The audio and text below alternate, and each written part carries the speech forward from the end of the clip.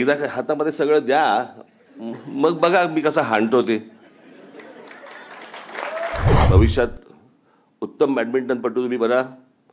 तुम्हाला चांगलं बॅडमिंटनपटू बनता आलं तर तुम्हाला आहेच, पण नाही झालं तर दीपिका पदुकोणकडे पण पहा.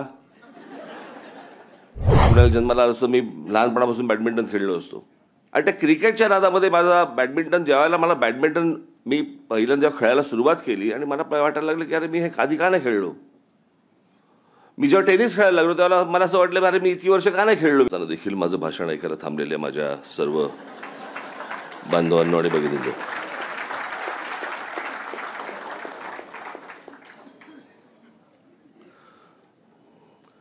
मी सर्वप्रथम आपली सर्वांची दिलगिरी व्यक्त करतो की मला यायला पाऊण तास उशीर झाला. याचं कारण मी युनिव्हर्सिटी सर्कलच्या इकडे ट्रॅफिकमध्ये अडकलो होतो.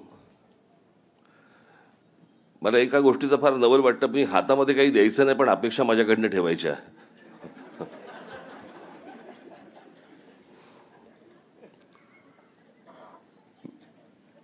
एकदा हातामध्ये सगळं द्या, मग बघा मी कसा हाणतो ते.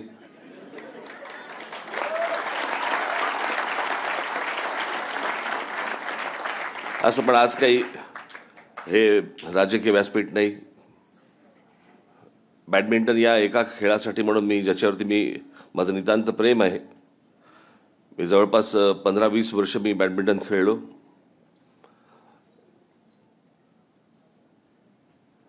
एखादा ड्रग असावा, ॲडिक्शन त्याचं व्हावं, तसा मी बॅडमिंटन खेळायचो. मी सकाळी 6-6:30 मी जात असे आणि माहीत नाही 11, 11:30, 12 कधी जेवायच्या वेळेला मी परत येत असे. पण ते बॅडमिंटन थांबलं माझं आणि नंतर मग मी टेनिस सुरू केलं. तर मी एकदा आजारपणात विकनेस होता अंगात आणि मी खेळायला गेलो टेनिस आणि पडलो तिथे. मग ते हात फ्रॅक्चर झाला. मला त्याच्या आधी टेनिस एल्बो, मला टेनिस खेळून टेनिस एल्बो झाल्या. आणि मग मला त्या हाताचं फ्रॅक्चर बरं झाल्यानंतर मला थोडंसं कमरेच्या इथे दुखायला लागलं. मग डॉक्टरांना दाखवलं. मग डॉक्टर म्हणाले आपल्याला हिप रिप्लेसमेंट करायला लागेल. मग मला एकाने मला विचारलं म्हणजे पूर्ण? म्हटलं अशी पूर्ण होते का? असा काही शरीराच्या मधला भाग काढला दुसऱ्याचा लावला असं काय असतं का म्हटलं हिप रिप्लेसमेंट. मग त्याला हिप रिप्लेसमेंट म्हणून समजून सांगितलं. पण त्याच्यानंतर माझं परत थोडंसं कमी झालं. मग माझं थोडं त्या दरम्यान थोडं वजन माझं वाढलं. अनेक लोकांना जे असतं ना मनात आपलं बोलून टाकलेलं बरं असतं आपलं. पण ते 1.5 वर्ष 1.5-2 वर्ष माझी काही मला एक्सरसाइज नाही, कुठची गोष्ट करता येत नव्हती आणि काही करता येत नव्हतं. त्याच्यामुळे ते जरा झपाट्याने वाढलं. पण आता परत माझं सगळं परत टेनिस सुरू झालेलं आहे.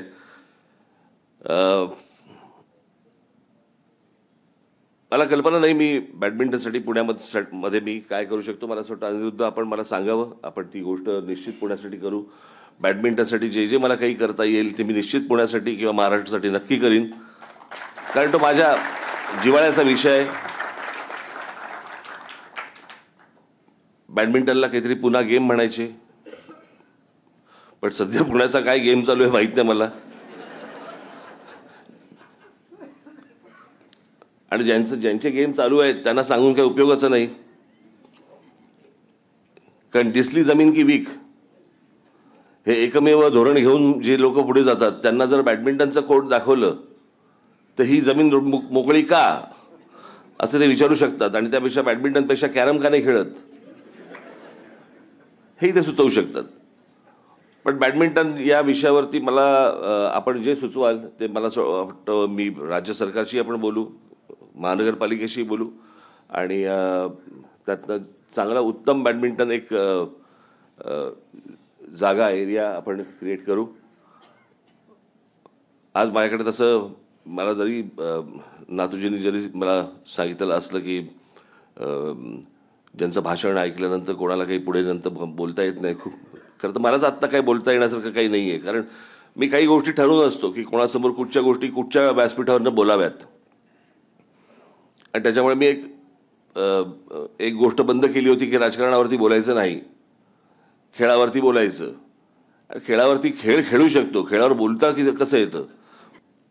म्हणजे फक्त पु ल देशपांडेंच्या भाषेमध्ये सांगायचं झालं तर फक्त मुंबईकरांना क्रिकेट बोलता येतं. मला कळत नाही. लहानपणी आमच्या मुंबईमध्ये खास करून, मी खरंच पुण्याला जन्माला असतो, मी लहानपणापासून बॅडमिंटन खेळलो असतो.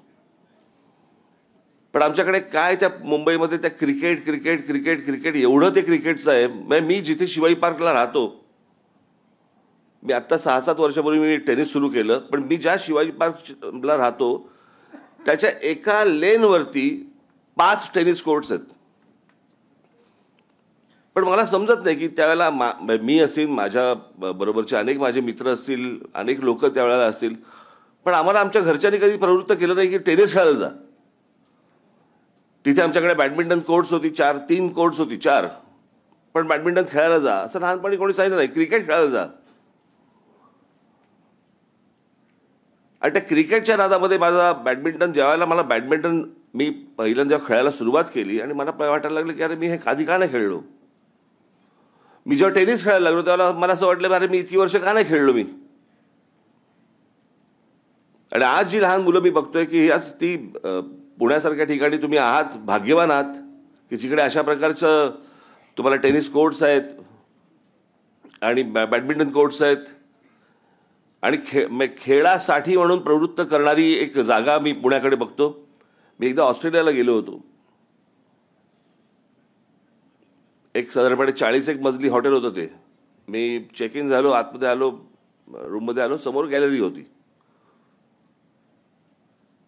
गॅलरीचा दरवाजा उघडला, गॅलरीत आलो आणि मी अशी इथपासून त्याची इथपर्यंत नजर टाकली. माझ्यासमोर सगळा समुद्र होता आणि खालच्या बाजूला मी अशी इथून तिथपर्यंत नजर टाकली. माझ्यावरती विश्वास ठेवा, मी साधारणपणे मी त्यावेळेला अंदाजे मोजली होती, त्या एका नजरेत माझ्या एक 22-23 स्विमिंग पूल होते. 70-80च्या आसपास मला जे दिसले ती टेनिस कोर्ट्स होती. इंडोर बॅडमिंटन किती कोर्ट्स असतील मला कल्पना नाही. पण रस्त्यावर बाहेर पडल्यानंतर तुम्ही ऑस्ट्रेलियात बाहेर पडल्यावरती तुम्हाला कळतं की ही स्पोर्ट्स कंट्री आहे. इथे खेळाला किती महत्व आहे. माझे एक डॉक्टर मित्र आहेत आनंद उत्तुरे, ते ऑस्ट्रेलियाला जेव्हा गेले शिकायला तिथे, तर संध्याकाळी ते चालत होते. चालत असताना लोक त्यांच्याकडे बघायचे. तर सुरुवातीला त्यांना असं वाटलं की काहीतरी भारतीय डॉक्टर आहे म्हणून लोक बघत असतील वगैरे वगैरे. 2-3 दिवसानंतर तो त्याच्या मित्रांना म्हणाला की अरे मी चालतो तिथे ज्याला त्या रस्त्यावरती संध्याकाळचं, तर लोक माझ्याकडे बघतात, काय कारण असेल. तो बोला काय तू चालतोस का. तो बोला हो, म्हणून बघतात, कारण सगळे धावत असतात, हा एकटा का चालतोय. तर त्याच्यामुळे आपल्याकडे ती गोष्टच नाहीये. पण आता मला असं वाटतं बऱ्याच ठिकाणी, आता मुंबईसारख्या ठिकाणी, पुण्यासारख्या ठिकाणी तर पुण्याला होतच, पण अनेक महाराष्ट्र शहरामध्ये खेळाला खूप महत्त्व येत आहे. ते येत जावं. आज ही सगळे अगदी तरुण जे सगळे आहेत, मुलं जी आहेत, भविष्यात उत्तम बॅडमिंटनपटू तुम्ही बना. तुम्हाला चांगलं बॅडमिंटनपटू बनता आलं तर तुम्हाला आहेच, पण नाही झालं तर दीपिका पदुकोणकडे पण पहा. बॅडमिंटन खेळून पण पुढे काय काय करता येतं ते. तर त्याच्यामुळे संधी बॅडमिंटनमधनं खूप आहे. तर ही लक्षात ठेवा, बॅडमिंटनमध्ये तुम्हाला उत्तम यश मिळो एवढीच फक्त मी एक आशा अपेक्षा बाळगतो. जे कोचेस आहेत त्यांनाही मनपूर्वक मी शुभेच्छा देतो. आणि एक बोटेजी, मी आज रात्री मी थांबणार आहे, जागा राहणार आहे. कोणाचा फोन येतो याची वाट बघायला.